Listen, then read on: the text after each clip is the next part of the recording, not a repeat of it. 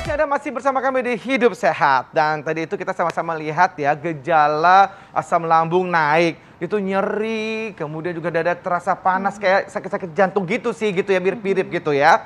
Nah ini kira-kira penyebabnya apa gitu ya dan pengobatan seperti apa gitu. Dokter Sasa gimana sih caranya dok? Nah kita akan langsung tanyakan pada ahlinya saja Oh, Kak Bekti. gitu. Di tengah-tengah kita telah ada Dr. Ihsan Hasan, spesialis penyakit dalam konsultan gastroenterologi. Dokter, apa kabar dok? Apa kabar dok? Baik. Ya.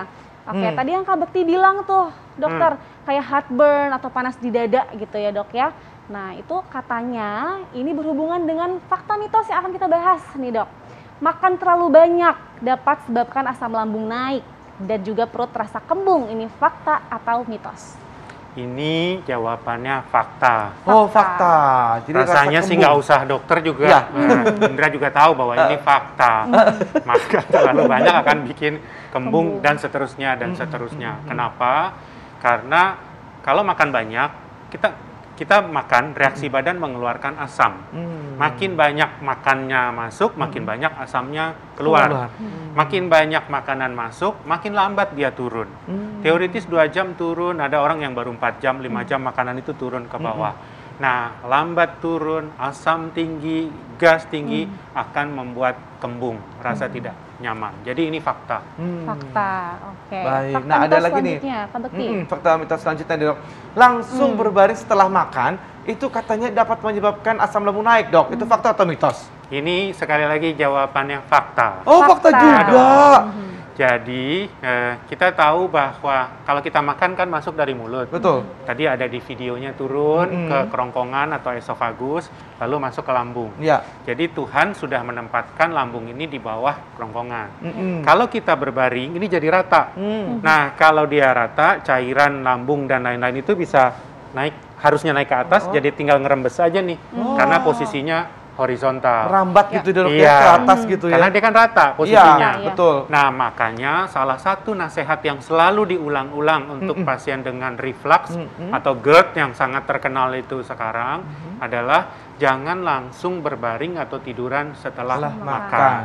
Paling Jadi, berapa lama tuh dok? biasanya dianjurkan 2 jam. 2 jam tuh 2 jam. duduk, Paling nggak 2 berdiri jam, atau ya. Jadi kalau misalnya saya biasa tidur malam tuh jam 10, ya udahlah makan malamnya jam 7 sampai jam 8. Habis itu nggak makan malam lagi. Betul. Nah, yang susah kayak Indra nih yang sibuk. Saya kan kerja sampai malam, Iya, pulang betul, di Dok. rumah baru jam 11. Betul. Nah, saya baru makan ya jam 11, Iya. jadi jam 12 tidur. Saya harus gimana dong? Masa nggak makan? Nah, bisa diakalin dengan tidur, tapi bantalnya ditinggikan. Jadi nggak jadi rata. Jadi pakailah 2 bantal, sehingga posisinya agak vertikal. Oh begitu, kepala Oke. lebih tinggi gitu ya dok Iya, ya? lebih tinggi. Setiap malam kayak gitu nggak apa-apa dok? Nggak apa-apa. Nggak apa-apa ya? Betul. Cuman nggak tahu lehernya pegel bang.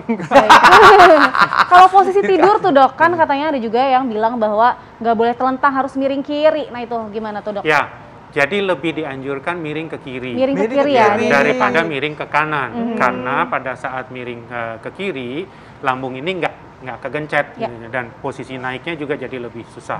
Jadi kalau ditanya posisi, idealnya miring kiri. Miring kiri ya, Oh, iya, dia miring idealnya. kiri.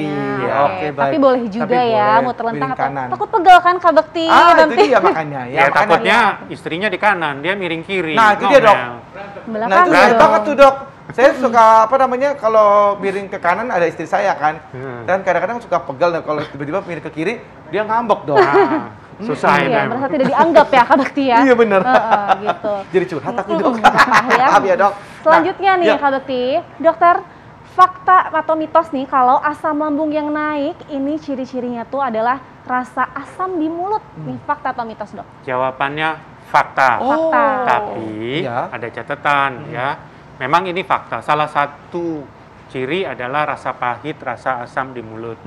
Beberapa orang yang punya reflux asam lambung naik mengatakan dia suka kebangun malam, pada saat bangun kok rasanya asam atau pahit di mulut. Atau ada yang terbangun pagi, pada saat bangun pagi kok asam. Tetapi hati-hati, jangan menganggap setiap rasa nggak enak di mulut itu pasti asam lambung. Ya. Karena bisa juga karena higiene rongga mulut yang tidak baik. Tapi oke. memang salah satunya bisa bergejala seperti itu. Terus Gitu. kapan tuh dok harus kita konsultasi ke dokter? Ya, sebetulnya yang paling sederhana adalah coba cek dulu ada gigi bolong nggak, ada radang nggak di gusi, gitu. Ya, sikat gigi yang benar 2 kali sehari. Kalau perlu kumur-kumur dengan antiseptik. Wah, udah melakukan itu, gigi bersih kok, nggak ada apa-apa. Rasanya juga tetap ada pahit. Dan biasanya yang khasnya adalah kalau dia habis makan munculnya, atau kalau dia berbaring. Nah, kita harus curiga nih. Kalau itu terjadi, datanglah ke dokter.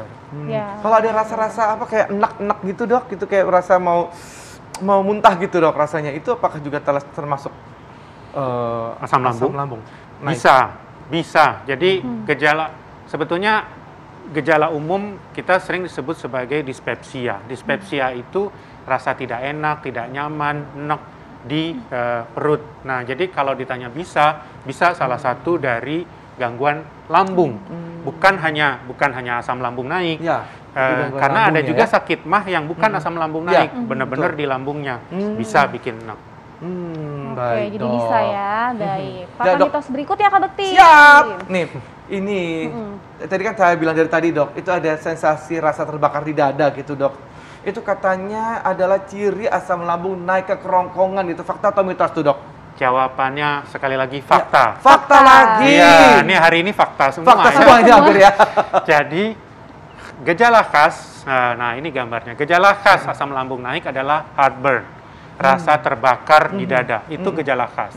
Tetapi sayangnya kadang-kadang heartburn ini susah dibedakan dengan serangan jantung. Oh. Menurut saya inilah yang membuat GERD ini sekarang demikian populer. Iya. Di praktek saya banyak yang datang takut meninggal gara-gara GERD. Gitu.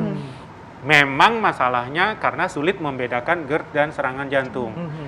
GERD sendiri tidak mematikan. GERD tidak mematikan karena bukan organ vital ini esofagus. Orang dipotong esofagus juga masih hidup. Iya. Oh. Lambung juga dipotong, orang mau langsing, mau kurus juga masih hidup. Tetapi yang vital itu adalah jantung. Iya.